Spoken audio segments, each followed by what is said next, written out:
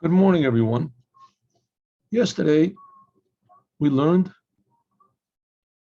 about the red cow and what its purpose was, and a bit of the details. The purpose of the red cow was to do away with the impurity of death. The Rebbe explains, where does the impurity of death come from? It comes from unawareness of God. When a person is not aware of God, not connected, doesn't have any feeling, there's a creator, there's a purpose to the world, there's a goal for the world, something positive, doesn't feel this, then it's very possible for a person to do sins which are connected to death. Death is basically an outcome of misguided egotism. Egotism essentially can be a good thing, but as we see, it also can be very bad. Egotism is like neutral. Neutral. As we explained before, neutral is nature.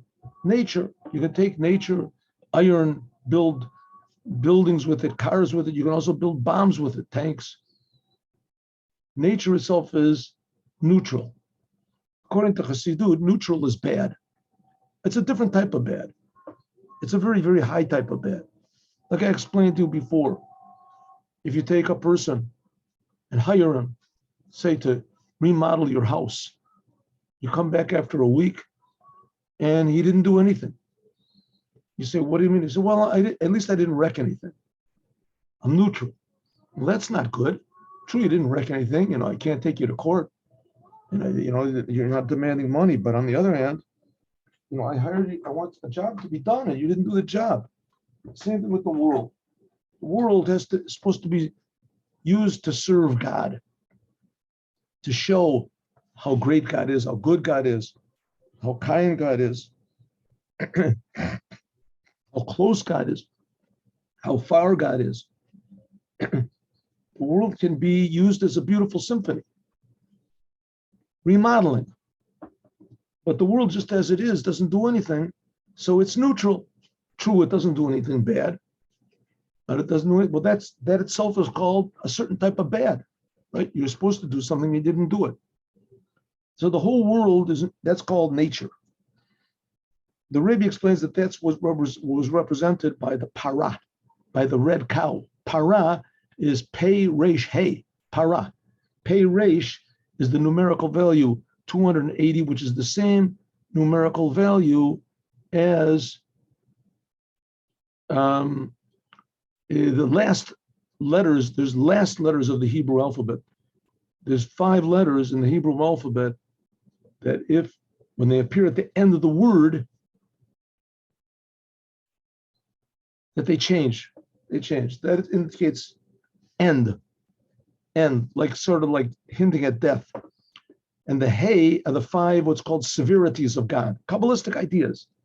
And to change that, to burn that, means that basically you're reducing nature, reducing neutral nature to its very basic essence, which is Afer, the element of earth. Afer means ashes. It's the same letters, Pei Resh, but you have the Aleph, which is the oneness of God. And this you put into water, which the Rebbe explains the water also comes from a very high intellectual source, very powerful, high intellectual source. And so, and then it's sprinkled on someone. Well, the law is that a woman can prepare these ashes, and a child cannot. But sprinkling, a child can sprinkle, but a woman cannot.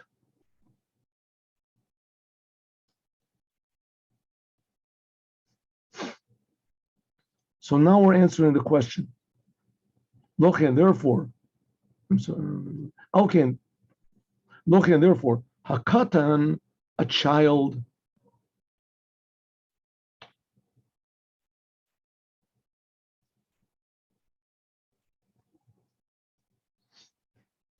Look, and therefore, a child that hasn't got what's called dat, a child doesn't have a real true feeling of connection to anything other than himself.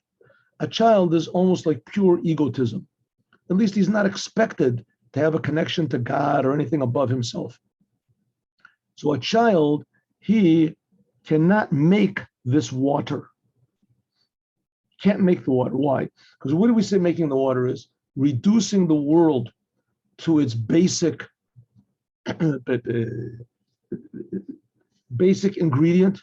We said that was the ashes, or in simple language, the fact that it's being created by God, just the fact that it's being created by God without any of its differentiations or its colors or shapes, whatever. Everything is created by God. That's the basic of the world. It's a creation. Forgetting about if it's a tree or if it's a rock or if it's a person or a creation, that's the very basic. In order to do that, you have to have a bit of awareness of something above you. Something above you. And the same thing is with the water. It says the water is drawn down from a very tremendously high source. In order to do that, you have to have an awareness of something that's above you to prepare it. So that's awareness of something above you. That's called da'at. Da'at means, they translate it knowledge, but it means attachment. A man knew his wife, knowledge. Explains that in the Tanya, in the 3rd chapter of the Tanya. The word da'at means connection to something that's above you, connection. And women have that. Women have da'at. So in order to prepare this water, or in our example, we're talking about, let's say, Chassidut. Chassidut has to be written by someone who really has a connection to God. That's a woman. But to sprinkle the water, in other words, to go out and to teach someone these ideas, you don't necessarily have to have the connection to God. Even a child can do it. You just have to have the proper water. In other words, you have to just say the words of the teachings of Chassidut with a basic awareness, translation of what's being said, and the words will have their own effect. So it says, therefore, looking, katan, a child that hasn't got any dot, as he cannot make the water. Because in order to make the water, this water, which this is, of course, is a metaphor also. It was the thing they actually did, but it's also a metaphor to now. You want to purify the world from death, so you have to make up a mixture that's connected to God. And the person who does it has to be a person that's connected to God, aware of God. In our case, it's talking about the teachings of Chassidut, especially Chassidut Chabad, the teachings of the Rebbe. These teachings, in order to prepare them, you have to have a person that's connected to God. Aval bat isha kashera, a woman can make them. A child can't because he has no connection, has no awareness, no responsibility to anything above him. But a woman can prepare them. Ki yesh lo dat. A woman, it says, women have what's called dat, responsibility. In the Torah, it says datam kala. It says their feeling of responsibility to God is it's light. It's very, how do you say, very strict, very, I don't want to call it, one directional. V'hu data kala, that's 5 times kaf vav, which is the gematria of God's name. 5 times God's name. That's okay, Kabbalistic ideas. That's a woman in order to make it. But in order to sprinkle it, namely, what does it mean? The knowledge of women, it's light, means they have a tremendous desire to be attached to God. But a child of a Mikol Makom, they do have dad women. Therefore, they can make this the water of sprinkling. But a child doesn't have to have any sort of a connection to God. And in a way, it might even get in the way. Start putting in your own interpretations too much. Therefore, a woman she is able to make this water. So the woman, because the woman, in this case, we're talking about, this is symbolic. Here, in this case, the woman, we can say, is like the Rebbes. The Rebbes, they have a connection to God, a tremendous desire. Like woman, Isha, is like fire. She really wants to be connected to God. But a child doesn't have that. A child doesn't have that. And in a way, having too much of that connection can even get in the way. By sprinkling out, a person starts to think too much, maybe this is not going to work. I went to this was last year, 2 years ago, in Sukkot, and little children, parents took their children to the exits of the subways, and children 10 years old standing with a lulav and an etrog, asking people, excuse me, sir, are you Jewish? Excuse me, are you Jewish? And if the person said, yes, I am, would you like to do lulav and etrog? Right? And they said, yes.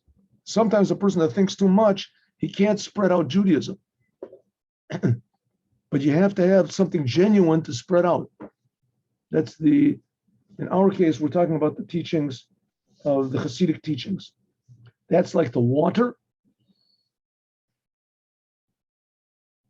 And to prepare it, you have to have somebody special. But to sprinkle it out, it doesn't have to be somebody special, exactly the opposite. It has to be something that's simple, that does exactly what it's supposed to do, like a soldier. Okay, now we have finished. Good morning. Okay, we finished that mimer, basically.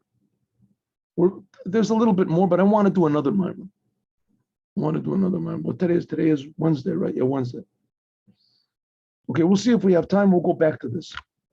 Interesting mimer. Let's second.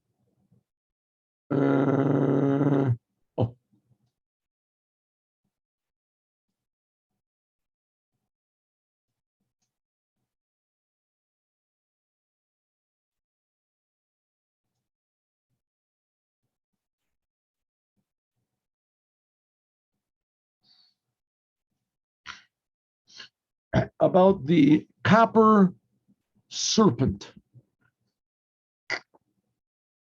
What's this copper serpent? What's going on? So we're going to get to that. God willing, we'll learn it today in this week's Torah portion. It's the end of this week's Torah portion. The Jewish people are always making trouble for Moses, and here's no exception. The Jewish people start to complain, and come along serpents. And it says they were just complaining in general. Just complaining, they just like to complain. So come along these serpents and start to bite everybody. And Moses calls out to God. They go to Moses, and they say, Moses, help us. We're getting bitten by these serpents, and anybody that got bitten by the serpent dies. So Moses makes this copper serpent, puts it up on a pole, and everybody looks up at the serpent. They don't die. They get cured. They don't die, and that's how Moses saves everybody. Okay, so that's the story. Bizarre story. Doesn't seem to make any sense. You're saving the Jewish people by putting a bronze serpent. First of all, a serpent is like idolatry. You're not supposed to make a picture or a statue of a serpent. And God told Moses to make it. And Moses on his own made a copper one and put it up on a pole. And that saved everybody. So the Gemara says, Rashi brings it, a serpent on a stick, looking at a serpent cured everybody. And it says, no, the serpent didn't kill and the serpent didn't heal. But when the people looked up at the serpent, as they were looking up in the direction up, that's the direction of God, the heavens. And the heavens are very inspiring. You don't know where the end is and how big they are. And so that's a little bit more indicative of God, the creator. And so when they looked up at the heavens, that's what saved them. They looked up at God. So the question obviously is, so why make a serpent? Moses could have yelled up, okay, everybody look up, right? Or put a big hand or an arrow pointing up or something like that. Look up, everyone. If you can make a big bronze serpent, I mean, that must have taken a little bit of time to make a bronze serpent. So make a big arrow, flashing arrow, pointing up. How does a serpent fit into this whole business? So the Rebbe is going to answer, and the answer is a very interesting one. Let's learn.